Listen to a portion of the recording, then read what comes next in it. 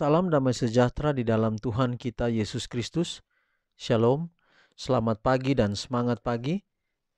Jumpa kembali dalam renungan pagi kita untuk hari ini, 13 April 2022.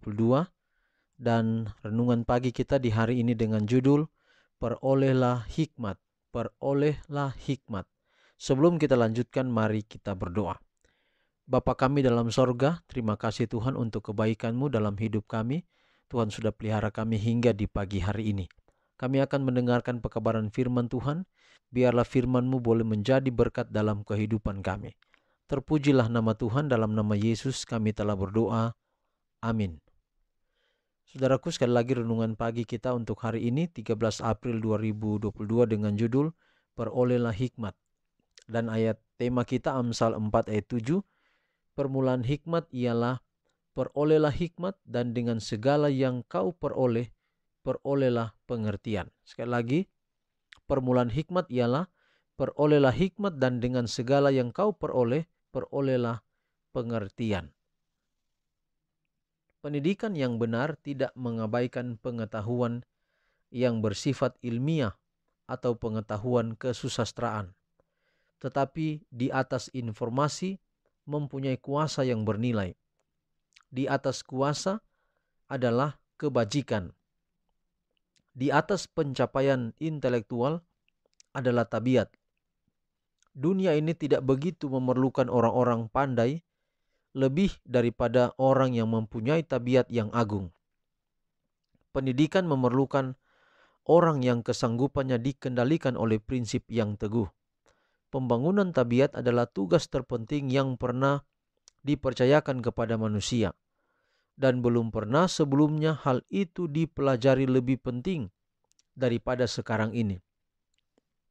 Belum pernah ada generasi manusia sebelumnya yang menghadapi masalah yang begitu penting.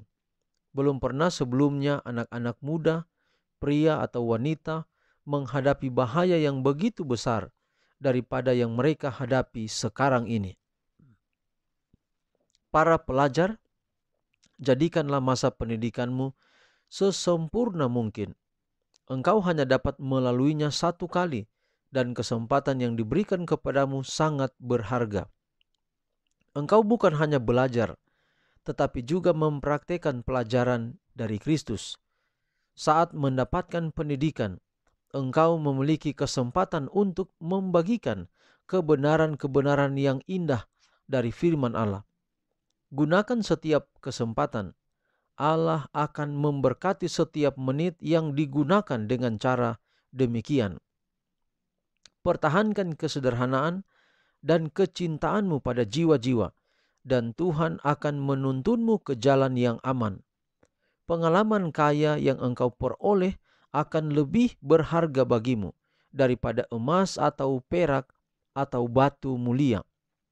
Engkau tidak tahu untuk posisi apa engkau akan dipanggil di masa depan. Tuhan mungkin menggunakanmu seperti Dia menggunakan Daniel untuk membawa pengetahuan tentang kebenaran ke bumi yang perkasa. Terserah padamu untuk mengatakan apakah engkau akan memiliki keterampilan dan pengetahuan untuk melakukan pekerjaan ini. Tuhan dapat memberi padamu keterampilan dalam semua pembelajaranmu. Saudaraku, ketika kita sekolah, kita mendapatkan pengetahuan. Itu bukan berarti tidak penting. Tetapi yang terpenting dari pengetahuan itu adalah bagaimana tabiat kita bertumbuh, tabiat kita berkembang, tabiat kita dibentuk. Dan itu hanya kita bisa lalui satu kali saja. Saya hanya satu kali duduk di bangku TK. Saya hanya satu kali duduk di bangku SD. Saya hanya satu kali duduk di bangku SMP dan SMA dan kuliah S1, kuliah selanjutnya. Saya tidak akan kembali lagi ke SD ketika di usia saya sekarang ini.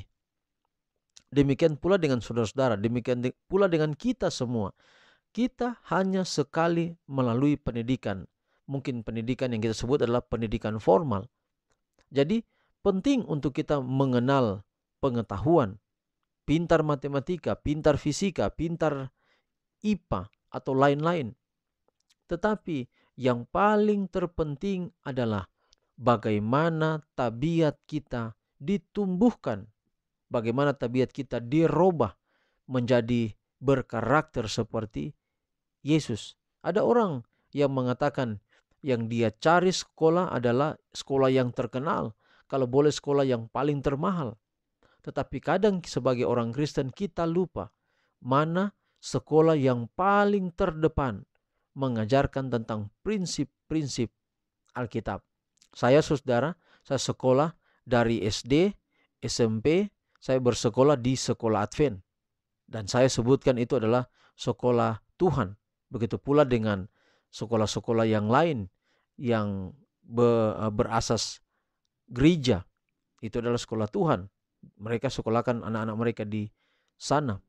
Mama saya tidak sekolah yang tinggi, tetapi dia percaya, betul-betul percaya akan sekolah yang dikelola oleh gereja. Saya disekolahkan di situ. Saya SMA, sekolah di sekolah negeri, oleh karena tidak ada sekolah Advent di wilayah saya. Lalu kemudian kuliah, kembali lagi ke sekolah yang Tuhan percayakan untuk dibangun di atas dunia ini. Orang tua saya tidak pernah mempermasalahkan keadaan sekolah. Mungkin sekolah begini, sekolah begitu. Rata-rata saya perlu sampaikan kepada saudara, rata-rata sekolah yang saya sekolah-sekolah gereja, itu justru adalah sekolah-sekolah yang seperti bengkel. Anak-anak yang nakal di sekolah negeri tidak naik kelas di sana, ada dengan saya di sekolah saya. Mungkin secara logika, bagaimana mungkin saya sekolah di tempat seperti itu, di mana anak-anak nakal ada di situ. Tetapi saya bisa membuktikan hingga hari ini, apa yang saya belajar di sekolah di mana saya sekolah sudah mengubah hidup saya hingga hari ini. Saya punya banyak kesempatan untuk melayani. Saya punya banyak kesempatan untuk mengenal gereja lebih dekat. Oleh karena orang tua saya tidak hanya omong kosong berkata di gereja ketika saya diserahkan di gereja. Karena waktu saya masih kecil diserahkan di gereja, mama saya dan yang disaksikan oleh jemaat menyaksikan janji atau komitmen mama saya. Bahwa yang pertama, saya akan dididik di dalam semua fasilitas gereja.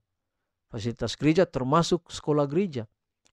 Jadi kalau ada orang tua hari ini berjanji di hadapan Tuhan, saksi-saksi yang ada di jemaat mau menggunakan fasilitas gereja untuk pendidikan anak itu, tetapi menyekolahkannya di luar sekolah gereja, mungkin dengan pernyataan ini, itu, dan sebagainya. Tapi saya mau ulangi dalam renungan ini. Saya buktikan mama saya yang begitu bersemangat untuk menyekolahkan saya di sekolah gereja. Dan saya boleh hingga pada hari ini. Karena paling terutama adalah bukan ilmu pengetahuan, tetapi yang paling terutama adalah bagaimana karakter itu dibentuk.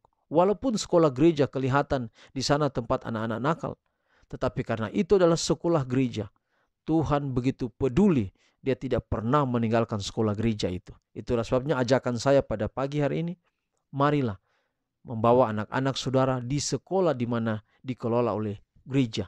Sehingga anak-anak saudara dipastikan untuk takut akan Tuhan. Dia akan belajar dari firman Tuhan untuk tetap setia kepada Tuhan. Itulah hikmat yang perlu kita peroleh dari panggilan firman Tuhan kita di pagi hari ini. Tuhan memberkati kita semua, dan mari kita akhiri dalam doa. Kita berdoa. Bapa kami dalam sorga, terima kasih untuk hari yang baru dan firman Tuhan yang begitu indah. Hari ini kami sebagai orang tua dipanggil kembali, ditantang bahwa apakah kami menyekolahkan anak kami di sekolah yang gereja kelola. Tuhan bantu kami agar kami memahami pekabaran hari ini, bahkan melaksanakannya dalam kehidupan kami setiap hari. Bapa di surga, berkati kami hari ini dalam setiap tugas dan tanggung jawab kami. Kiranya kami selalu berjalan dengan Tuhan, dan kami selalu berhasil oleh karena Tuhan. Dan berkat Allah menaungi hidup kami hari ini. Tuhan memberkati engkau dan melindungi engkau. Tuhan menyinari engkau dengan wajahnya dan memberi engkau kasih karunia. Tuhan menghadapkan wajahnya kepadamu dan memberi engkau damai sejahtera. Terpujilah nama Tuhan. Dalam nama Yesus kami telah berdoa. Amin. Saudaraku, demikian pekabaran hari ini. Tuhan memberkati kita semua. Shalom.